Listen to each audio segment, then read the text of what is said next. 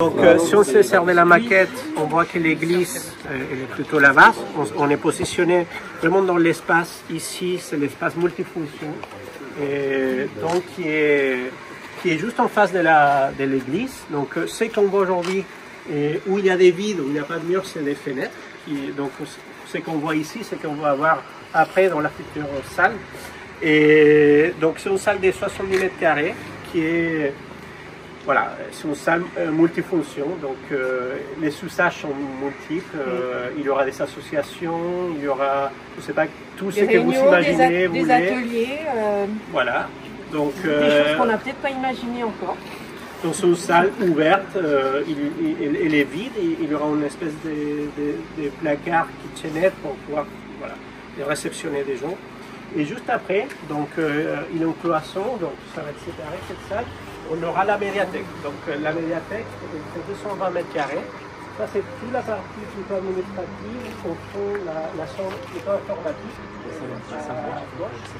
Et ici, si on avance, on a l'espace médiathèque. Et avec la vue sur le square, donc on aura une vue assez végétale. Et donc en face et à droite, on verra enfin la partie patio, et qui va être une zone ouverte mais clôturée.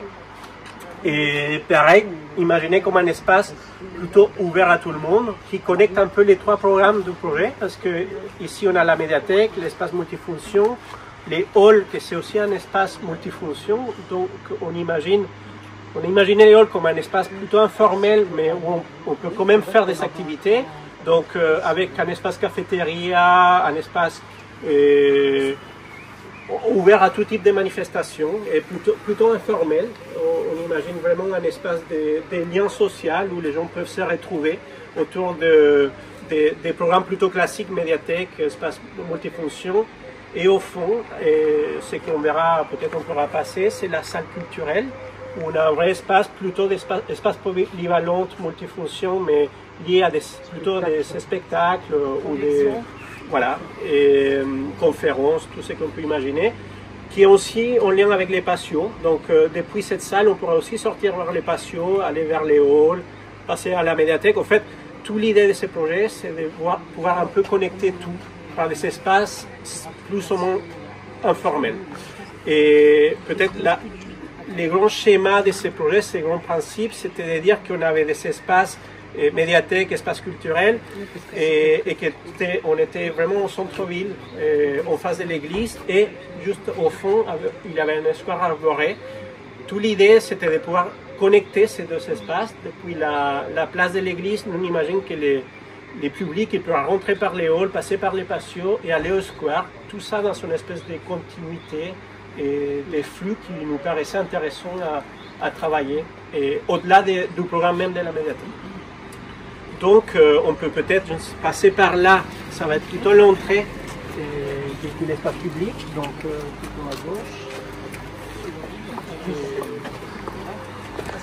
Bonjour, vous allez bien?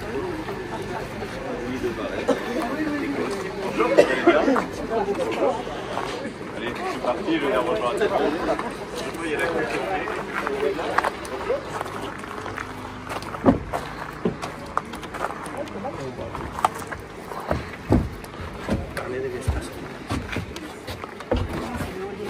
Ça donne une autre dimension ici. On ne se rend pas compte. Hein. Non, on ne se rend pas compte. Ouais.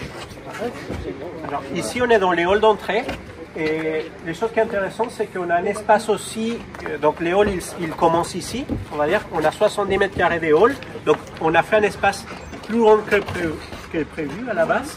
Et pour pouvoir vraiment faire de cet espace pas qu'une zone de circulation, sinon un vrai lieu d'usage où il y aura les gens qui peuvent rester, s'asseoir, prendre un café.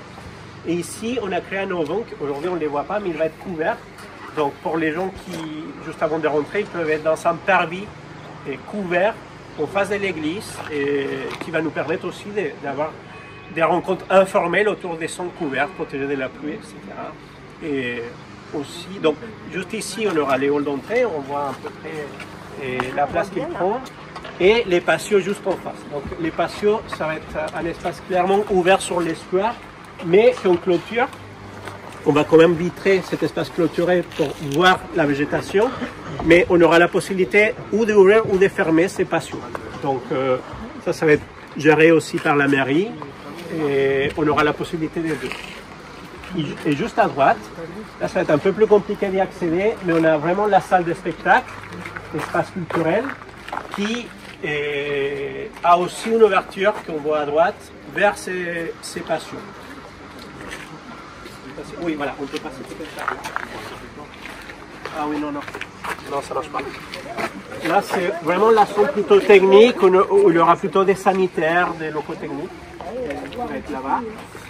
Et l'espace, oui, on ne pourra pas vraiment y accéder, mais on l'imagine. Donc cet espace-là, il va être encore plus haut que ceux-là. Donc on monte 1 mètre plus haut pour avoir une salle de spectacle, proprement dit, avec toutes les propriétés acoustiques nécessaires à ce type d'espace.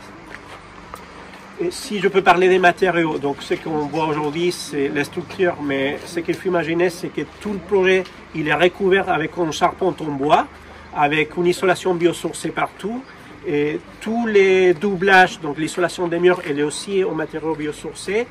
Et pour l'extérieur, ce qu'on imaginait, c'est des menuiseries en bois chêne, donc pour la qualité de ce type de matériaux et aussi pour l'aspect écologique du bois.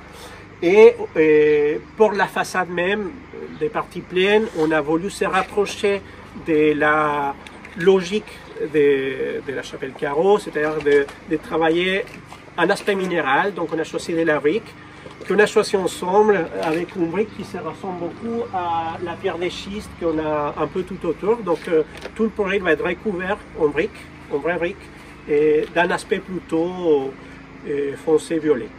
Donc en façade, ce qu'on ne voit pas aujourd'hui, c'est justement, on verra beaucoup de briques, du bois en chêne et à l'intérieur plutôt de la lumière, donc beaucoup de fenêtres et du bois. Donc voilà, c'est à peu près ça, les principes du projet. Je ne sais pas si vous avez des questions, je pourrais vous répondre. Toute la salle est recouverte, la couverture est faite, elle n'est pas faite, mais elle supporte des panneaux photovoltaïques pour la production électrique et calorifique en partie ou pas, je ne me rappelle plus. Et une pompe à chaleur aussi, elle est utilisée pour la partie chauffage et la distribution elle se fait par des radiateurs au sol et des radiateurs classiques. Et récupération d'eau de pluie. Il y a aussi la récupération d'eau de pluie qui va être placée quelque part par là. Donc on profite de tout type de système.